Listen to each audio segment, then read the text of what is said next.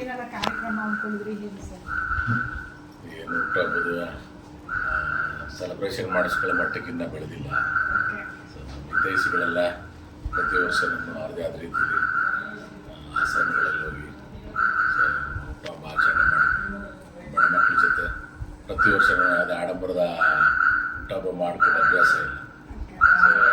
ಆಶ್ರಮದಲ್ಲಿ ಹೋಗಿ ಪೋಷಕರಿಲ್ಲದ ಮನಸ್ಸುಗಳ ಜೊತೆ ಒಂದಷ್ಟು ಬೆರೆತು ಅವ್ರಿಗೆ ಊಟದ ವ್ಯವಸ್ಥೆ ಮಾಡಿಸಿ ಎಲ್ಲ ನಮ್ಮ ಸಹಪಾಠಿಗಳ ಸ್ನೇಹಿತರುಗಳೇ ಮಾಡ್ತಾರೆ. ನಾವು ದಿನ ಬೆಳಿಗ್ಗೆ ಇದ್ದರೆ ಸಣ್ಣ ಪುಟ್ಟ ರಾಜಕಾರಣದಲ್ಲಿ ಇರೋದ್ರಿಂದ ಬೆಳಿಗ್ಗೆ ಇದ್ದರೆ ಆ ಕಡೆ ಈ ಕಡೆ ಬಿಟ್ಟು ಹಾಕ್ತೀವಿ. ಕುಟುಂಬಕ್ಕೆ ಟೈಮ್ ಕೂಡ ಸ್ವಲ್ಪ ಕಷ್ಟ ಆಯ್ತದೆ.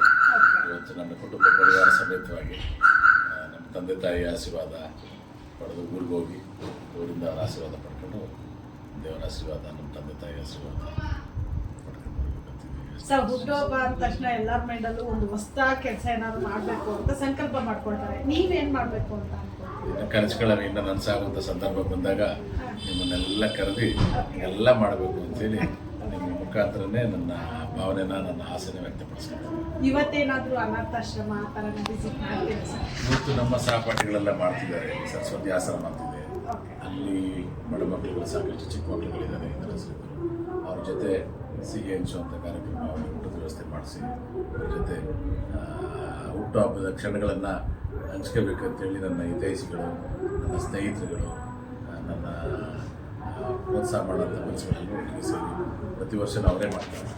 ಈ ವರ್ಷವೂ ಕೂಡ ಅವರೇ ಆರ್ಗನೈಸ್ ಮಾಡ್ತಾರೆ. ಅವ್ರ ಜೊತೆಗೆ ನಾನು ಬೇಗ ಬಂದರೆ ಅವ್ರಿಗೆ ಹೋಗಿ ಜಾಯ್ನ್ ಆಗ್ತೀನಿ, ಇಲ್ಲಾಂದರೆ ನನ್ನ ಪರವಾಗಿ ಅವರೇ ಪ್ರೀತಿ ವಿಶ್ವಾಸದಿಂದ ಬರ್ತ್ಡೇನ ಸೆಲೆಬ್ರೇಷನ್. ಸರ್, ನಿಮ್ಮ ಸಹಪಾಠಿಗಳೆಲ್ಲ ಸಾಕಷ್ಟು ಜನ ಸ್ಟೇಟಸಲ್ಲಿ ಹಿಂದೆ ಹಾಕ್ಕೊಂಡು ಹುಟ್ಟುಹಬ್ಬ ಆಚರಣೆ ಮಾಡಿದೆ, ಅವ್ರಿಗೆಲ್ಲ ಏನು ಹೇಳಕ್ಕೆ ಇಷ್ಟಪಡ್ತೀರಾ? ಅವರ ನಮ್ಮ ನಡುವೆ ಇರ್ತಕ್ಕಂಥ ಬಾಂಧವ್ಯ, ವಿಶ್ವಾಸ, ಪ್ರೀತಿ ಹಿಂಗೆ ಉಳಿಸ್ಕೊಳ್ಳುವಂಗೆ ಭಗವಂತ ನನಗೆ ಶಕ್ತಿ ಕೊಡಲಿ, ನನಗೆ ಮನಸ್ಸು ಕೊಡಲಿ, ನನಗೆ ಆತ್ಮಸ್ಥೈರ್ಯ ಕೊಡಲಿ.